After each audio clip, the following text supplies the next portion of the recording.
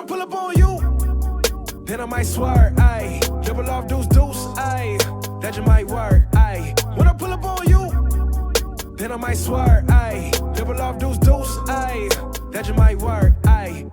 That just might work. Welcome back to another episode of the Michel Matters Podcast. I'm Jacques Michel. And I'm Jackie Michelle. Welcome back. Hey guys. This is another episode. What number is it? Do you know? 97. We'll see. But yeah, so this is the beginning of our Big Leap series where we're actually interviewing people who have taken a big leap and have overcome whatever their upper limit problem was in order to thrive in their, I guess, zone of excellence or zone of genius. So this episode, Jocks actually found this person. Yeah. And then it was just a coincidence that she happened to book me for an alteration appointment. So we have the pleasure of speaking to Nadia from Sweet Delight Cheesecake. And I'm ready to get into this Michel Matter. Yeah, so it was a great episode. We love the product. We stand behind it. So it was great to have her on the episode. And we hope you guys enjoy it too. All right, let's get into it.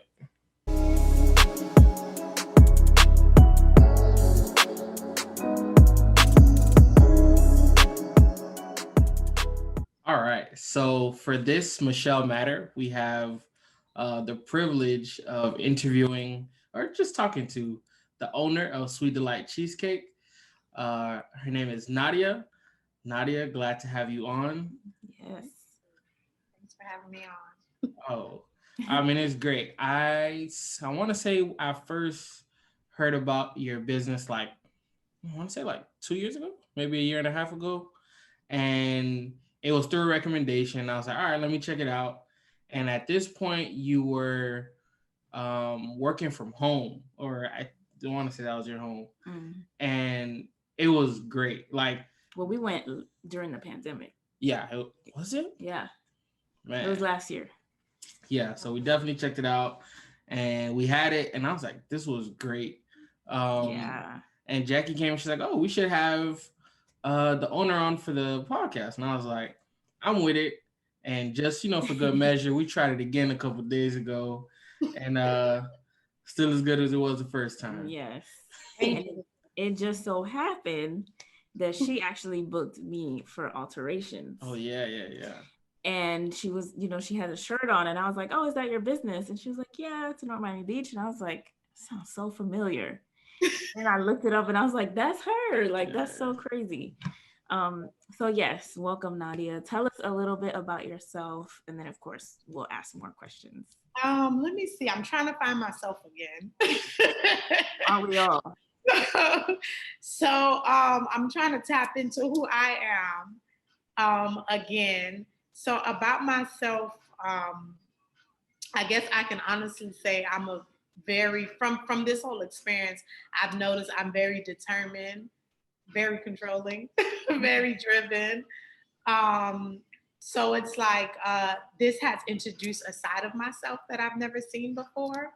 So I'm trying to get back to myself where I was more open and I wasn't as shy. I never used to be shy, but I'm very, very shy. So I'm trying to get back to being a free-spirited person, like going out, dressing up. Self-care is what I'm trying to get. That's what I used to be very, very, very big on before I hit the entrepreneurship field. So I'm just trying to get back to that. That's real. Yeah. I definitely want to get into self-care as a business owner, but a little bit later down the line. But for just to start, so you have Sweet Delight Cheesecakes. What got you into baking? Is this what you always wanted to do? This isn't what I always wanted to do. I always thought that I would be somewhere in fashion or either in the education field. So I was working for the state some odd years ago, and I had lost my job. And so in the meantime, I just was like, oh, let me just pick up baking. So I started baking a lot of stuff from scratch, which was so difficult. Cake is difficult to bake from scratch. But I would bake stuff from scratch. But when I was working, I had a friend who had made a cheesecake for me one time, a roommate. And I really liked it. And I always begged her, like, make me a cheesecake, make me a cheesecake. And so I got tired of begging her. So she taught me how to make it, the most simplest recipe. So every potluck, I would bring a cheesecake. And so one day, one of my friends were like, oh, you should sell this. And I'm like, well, how would I sell it? Like, by the slice? Like, what would I do? And then the other friend was like, oh, put it in a jar. And so that's how that came to life, was cheesecake in a jar. So we would sell it across like FAMU campus, Florida State campus, wherever we could sell, pool parties, we would just sell cheesecake jars. Wow. So this kind of started by accident. Yeah, in a sense. Yeah, it started by accident. It was something that it was a little good to have on the side, like, you know, because of course I got back in the work field. So it was just like, if I needed some extra change, I would do this on the side. Yeah. So, all right. So you started making cheesecake. And one thing I like is you do like a lot of different flavors. How do you come up with all your different flavors and just your new product? Because I seen you already for this month and the eggnog. Yeah. All right. First of all, I need that. But how do you come up with all your new flavors and stuff? Mm-hmm. So when I first started doing the cheesecake in the jars, I remember my son saying like, oh, you're going to get a store. And I'm just like, no, because I only have cheesecake jars in 4 flavors. And I just did like the 4 main flavors, which was cookies and cream, banana pudding, red velvet, and strawberry. And so for me, it was just like, oh, you know, well, maybe I can probably get these 4 jars into the stores and probably like do it that way. So when I moved back down to Miami and then I was going to FIU, I had a close friend who had passed away. So I was just like, you know, I'm going to do this full time after I graduate from FIU and see like where it takes me. So I felt like with giving it 100% of me, it's kind of like things started, it's kind of like it overtakes everything. Like that's all you think about. Mm-hmm. And because that's all you think about, ideas just start to come, whether it's you're walking in a grocery store, whether you're like in your sleep, like things will literally, like I've had moments where I legit woke up out my sleep like, oh my gosh, like I wanted to ship cheesecakes and something was like 6 by 6 by 6. And I'm like, I had a dream and all I kept seeing was 6 by 6 by 6. Turns out that 6 by 6 by 6 was the box, the size box that I needed to be able to ship the jars in. So it was things like that really like, or I'm in the store and I'm grocery shopping and I see ice cream sandwiches. And I would think to myself like, oh, I wonder how it would look if it was a cheesecake sandwich. So, or like I had someone got me a 12 count from Nothing But Cakes. And I was like, oh, I wonder how that would look in minis, cheesecake minis. So that's how all of the ideas came for the different products. And with the flavors, I actually sat with 2 good close friends of mine. And we sat on the porch one day and just went down a list of different flavors that I should try. We tried to pair it with the month and how it could like complement that month. And inspiration from online, looking at other bakers. So it's like 24/7, like me attending workshops, me attending seminars, me changing the type of people I follow on social media to gain inspiration. All of that led into what I have today. Nice. So this whole series kind of sprung from a book that I was reading called The Big Leap. It kind of sounds like, I mean, we said it was kind of accidental, your business, but was there ever anything that kind of stunted you from going ahead and starting it?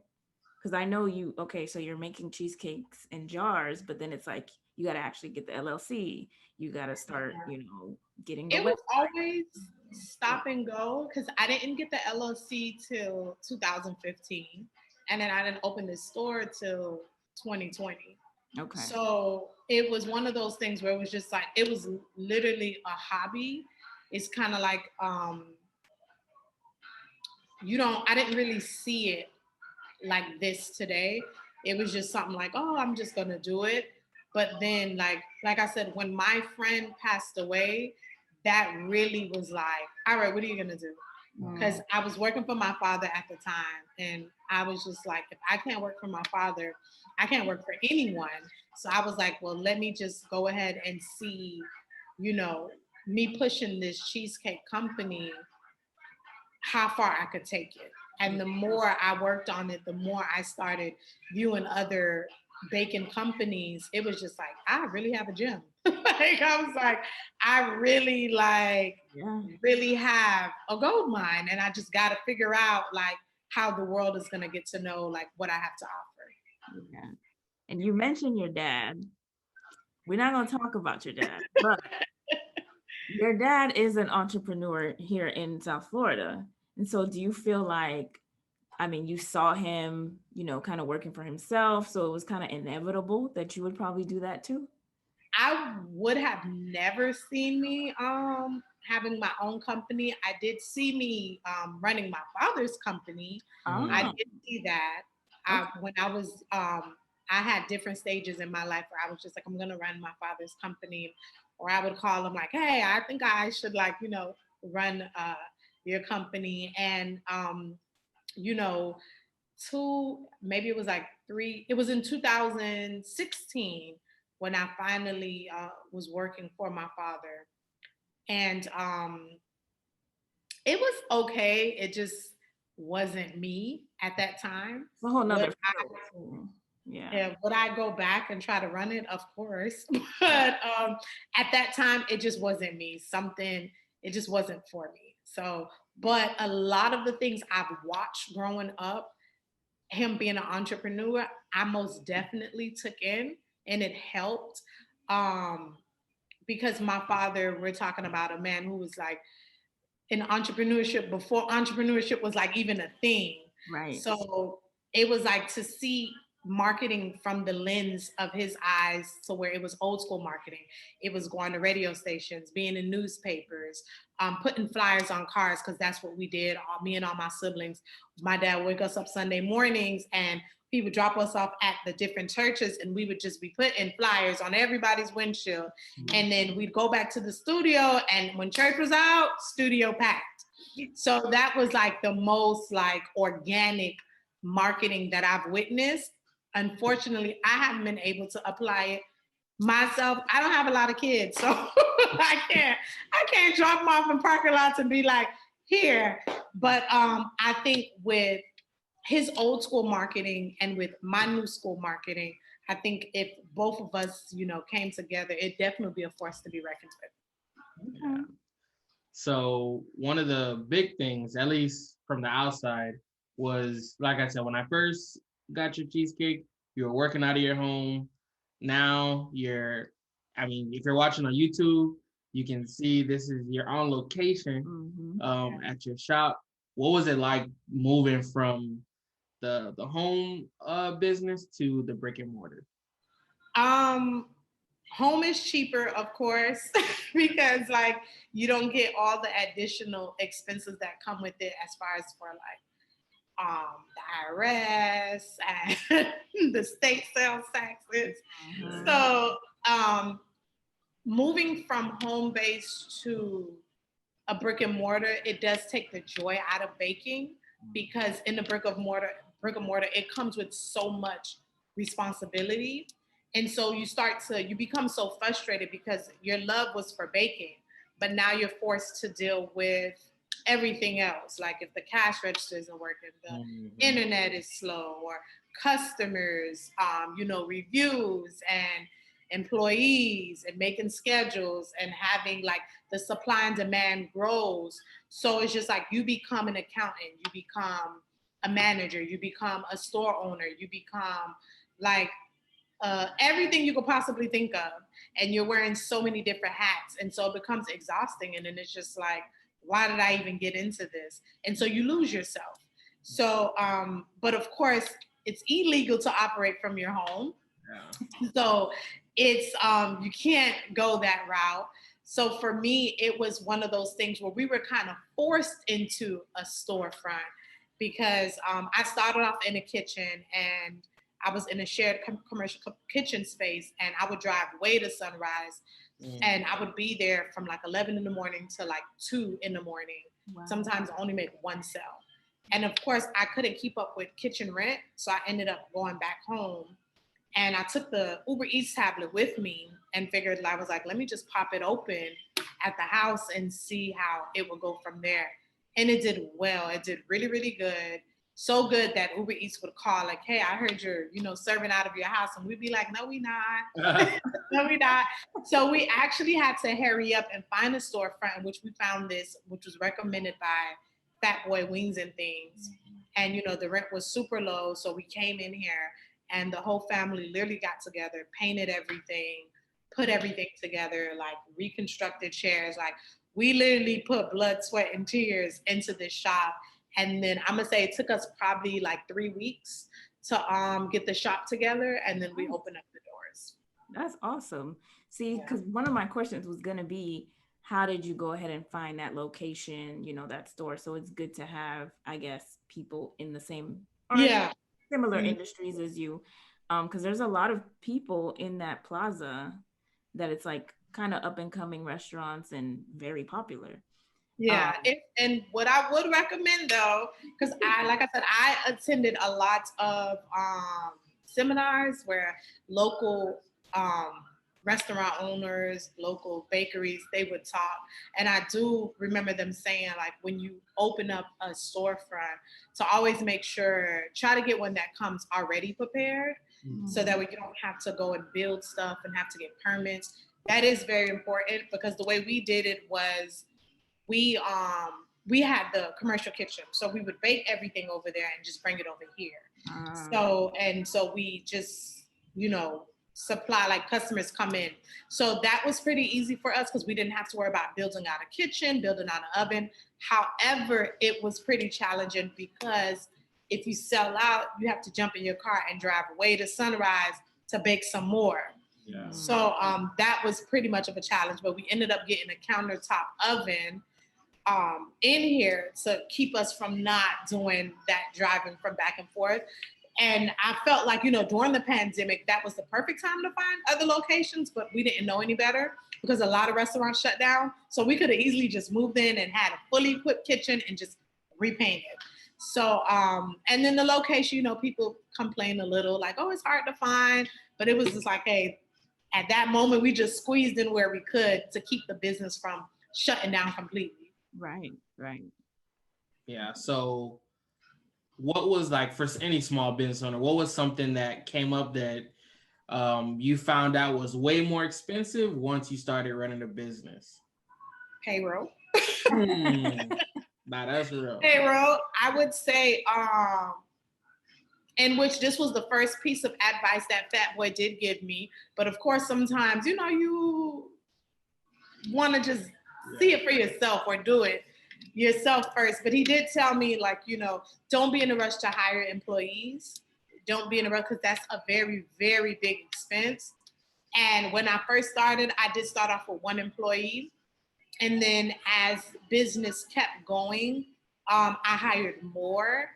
And right now, I don't have any employees. It's just me by myself right now.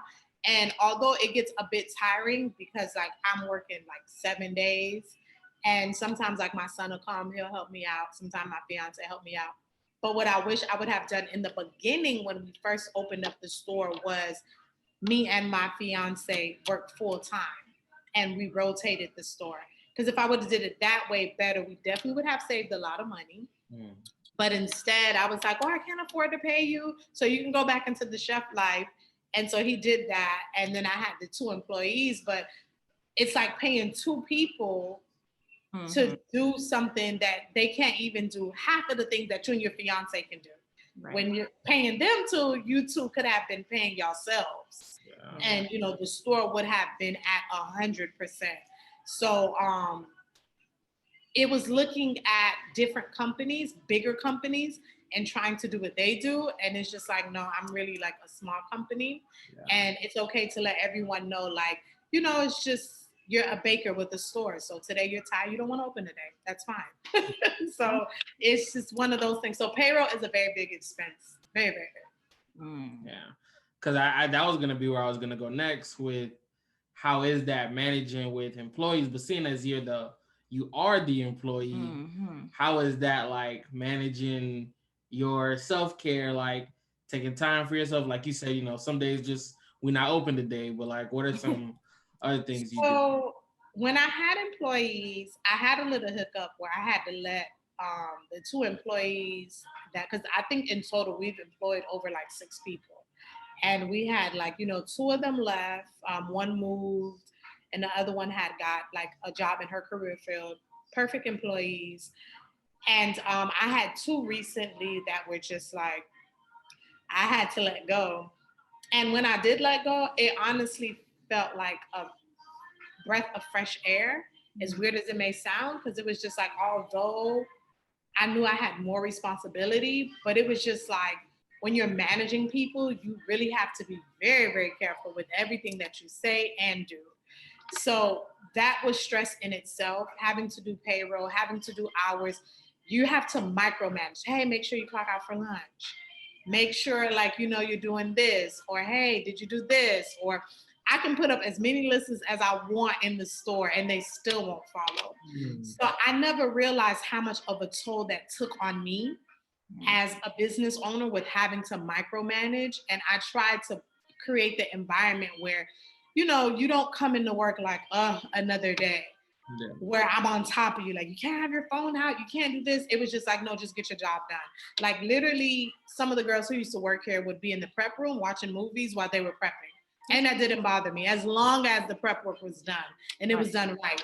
So, for me, I was like, it's so weird that, after I let them go, I just felt so much better. And it did take a lot of responsibility off my plate because now I don't have to worry about payroll. I don't have to worry about micromanaging. I actually have more inventory than I've ever had before, because although it's just me, but I also do have a family member who comes early in the morning that helps me prep and bake everything. So, and then I was able to come up with a schedule for myself, for the store that I followed strictly. I wasn't all over the place. So not having employees actually helped, and it's better prepared me for when I am ready to hire again. And moving from like the home business to the storefront, how much has like managing your finances changed, or like how has that been?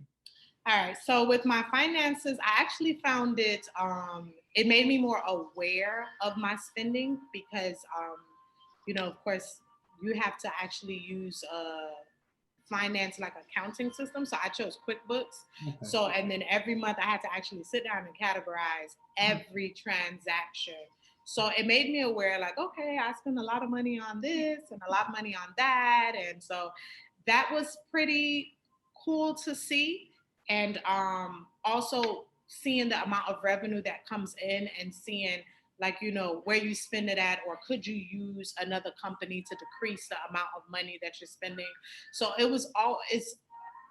the transition just brought a lot of self-awareness, finances, personal and business wise. So it made me really, really very, very organized, down to the penny. Are there other ways that you leverage your business to make more money, not just off the cheesecakes, but off of renting the space or catering? So we do catering. We do that. But literally a week ago, I actually met up with 3 different vendors. So starting next year, we're actually going to start to offer classes inside the store. So one class will be a candle making class. Yeah. Another class will be painting with a twist. And then another class is wine and cheesecake pairing, because we had that before, and that one was really, really nice. It was 2 classes. Everyone really, really enjoyed themselves. So I did say I'm going to bring that. So I did have a discussion with all 3. So I'm really, really excited about that. I think the space is very nice in itself. And I never I would have people ask me oh, can I rent it for a party? And it's just I don't want to be that type of thing in here. But when I did see the cheesecake and pairing class, and then I was taken to a candle making class, And I thought to myself, like, oh my gosh, like, this would be perfect for it. So I'm excited to have those. We'll start next year, February. Okay. Nice. Yeah, we might have to talk then. Maybe a sewing class potentially. Hey, whatever works. I definitely, because I don't want to be the average bakery. Yeah. And I would like to expand, of course. I want a lot of stores, and I want to carry all of those classes within those stores. And that helps bring community to your store too, Yeah. Yeah.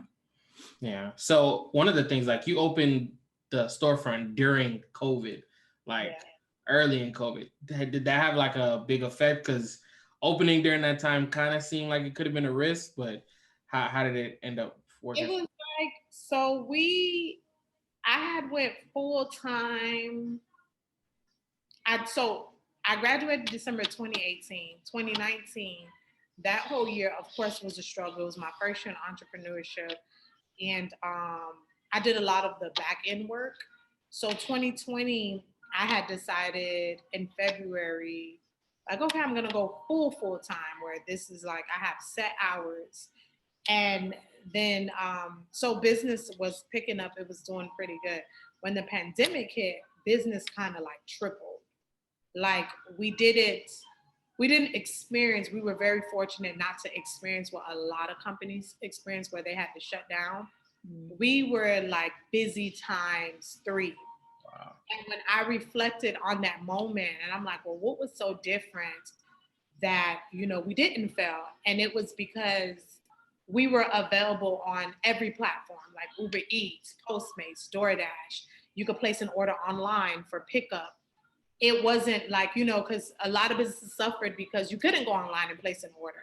It was always walk in and place the order. So because we were available on every platform that you could think of, or we offered so many different routes to place in an order, we actually flowed with everything.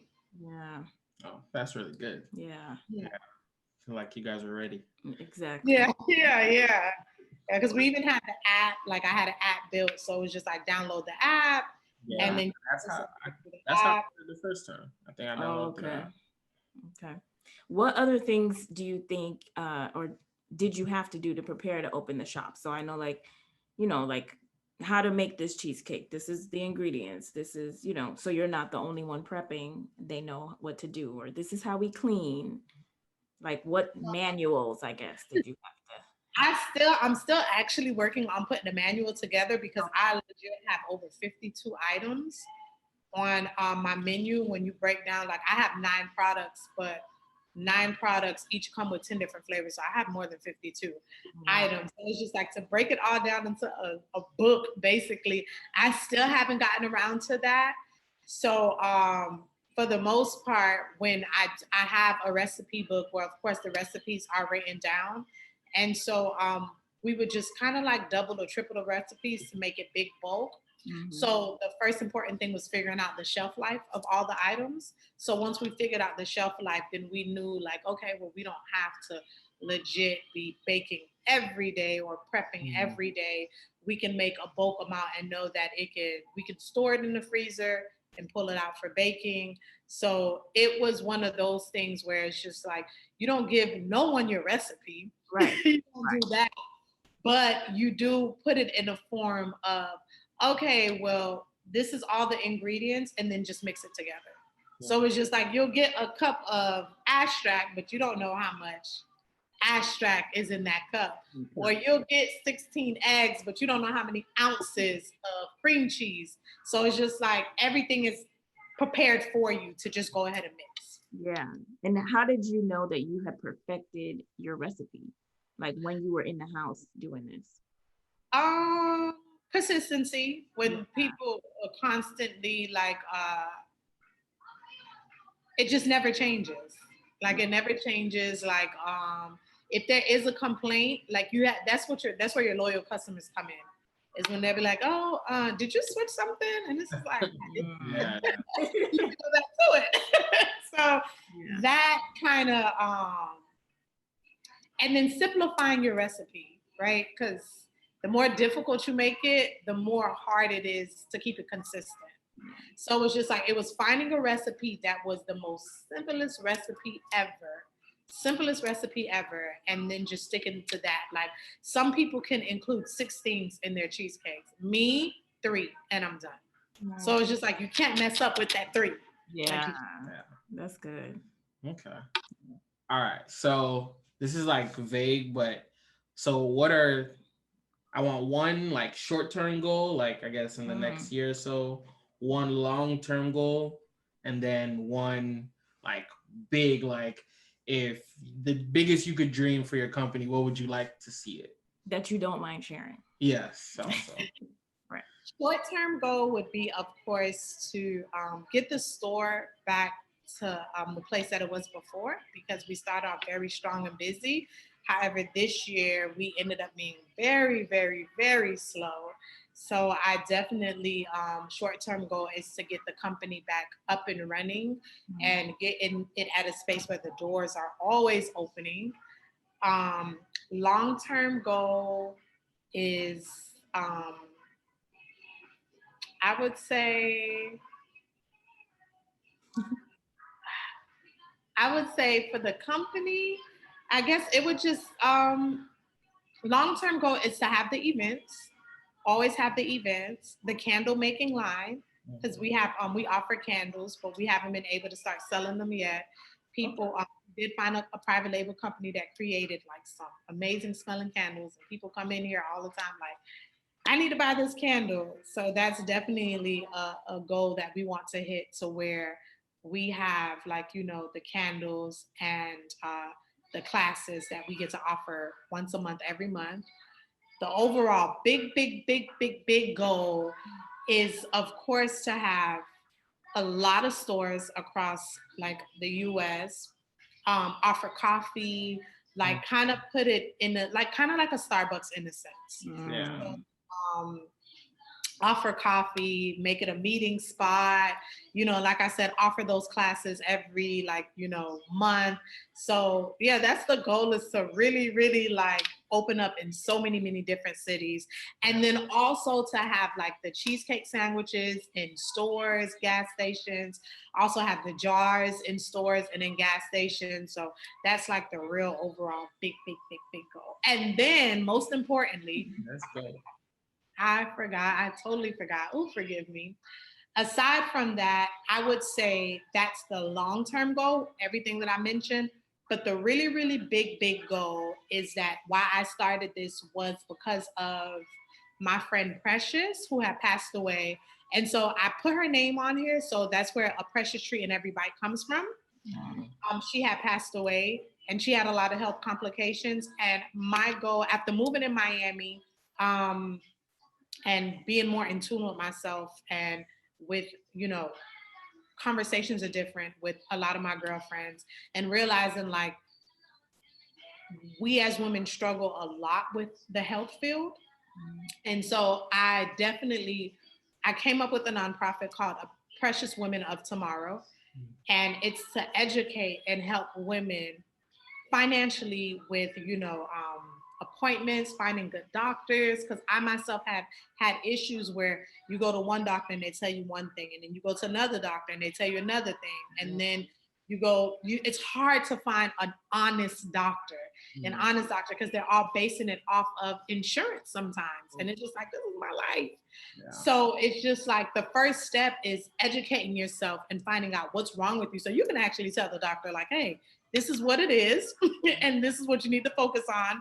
I'm not here for 1,001 other things, but it's that. And I've noticed, like, in Miami, we have 5,000 role models, right, for the guys. And it's wonderful. I love it.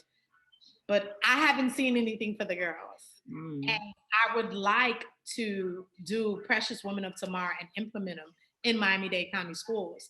And I even got nice scarves, like printed. Aww. So that, the guys have the ties, so the girls are having scarves. Ooh. And I want to provide this in every school, mentorships, and then we'll call it Cheesecakes and Conversation with Precious Women of Tomorrow. Well, we actually, every time we meet up, there's cheesecakes, and we actually, we're able to provide our girls with not just, health education, but with scholarships too. So with scholarships, and we're able to give them like, not just like it's not just going to college, but then, there's, if you want to be an entrepreneur, if you want to just move up in the ladder within a company, it's giving them all the options. If you want to pick up a trade, it's in that sense. So I want to be able to say like, okay, well, hey, I want to pick up a trade. Okay, well, here's the money to, take that 3-month course and get that license. Okay, well, here's the startup on, owning a business. Well, here's the money for the logo. Here's the money for, the website. Or if they say, I want to move up in a company. Okay, well, here's a class where we can help you out with your resume. And here's the experience that we can get you in through these doors so that when you do apply for this company, you're ready. So I want to be able to provide that for all of our girls and women. So that's my like big picture. Yeah. Because it's bigger than just the product. It's for the people. I love that. Yeah. And I love that. I saw a post where I guess you reward kids if they have good report cards or something like that. Can you talk about that? How how we used to get the winner circle back in the day? Yeah. So it's you made the honor and you get a free cheesecake shake. Nice. I printed out a whole bunch of cards, but like I said, being a one-man show, sometimes it's hard. I haven't had the time to actually drive from school to school to give them to the principals. So I did have a time where I had teachers come to the shop and pick it up, but I'm definitely going to try to make that a big priority of mine for the next semester. To like, I probably should start now taking it to the schools. That way I can knock out a lot of schools at one time. So when report cards do drop again, this will give the kids like, it's a very nice, fun place to come into, and then they get free cheesecake shakes. This will give them some type of motivation. Yeah, I like that, especially just in that neighborhood. Like, I want North Miami kids, so that means a lot. And I still got some of my old report cards. If you still, we gonna work that out. But I love what you got going on with that organization. I noticed it when I went on your Instagram, so I'll make sure I'll put all that information in the show notes, so people could lock in and tap in with you, and hopefully you can partner with somebody who's listening, who would love to donate or whatever and help build that, because that sounds great. Like, I can see it now, like some type of, maybe even like a Michel Matters grant where we give you money to open your LLC. And I just hope I can get all to it, because it's a lot. And like, it's a whole lot. And I'm just like one person, and I'm just like, I want to attack all of it. But it's just like, at the same time, when you have to open and close and bake and prep and answer phones and take orders, it's just like, it takes away from what your true passion was, which was baking for a cause. And the cause is helping women and children out. And so you're kind of like, the business side pulls you away from that. So I'm hoping that for next year, taking care of myself better, putting myself in better situations, that it'll allow me to focus more on my why. Yeah. I love that. We speaking that into existence. Yeah. We want that for you coming into the new year. Yes. You get all that and more. And now I know I could work, do like admin work in there. I probably might stop by and just, Yeah. I'm gonna bring the coffee. It's you. I'm gonna bring the coffee machine just to like, and I try to promote that. I probably need to do a photo shoot so people can see like people on their laptops and stuff like that. Yeah. So it's a lot of work, but I'm sure with a lot of patience, a lot of determination, prayer, that I'll get there. Yeah. Oh, you will. You will. I think this is a good place to stop. Well, one more question. This will be the last one. Okay. So, you are, looks like, you're going to try to pour into people through your organization. Where do you get poured into? Like, do you have any mentors or anybody you look up to or get help from as you journey through this? So at the moment, I don't.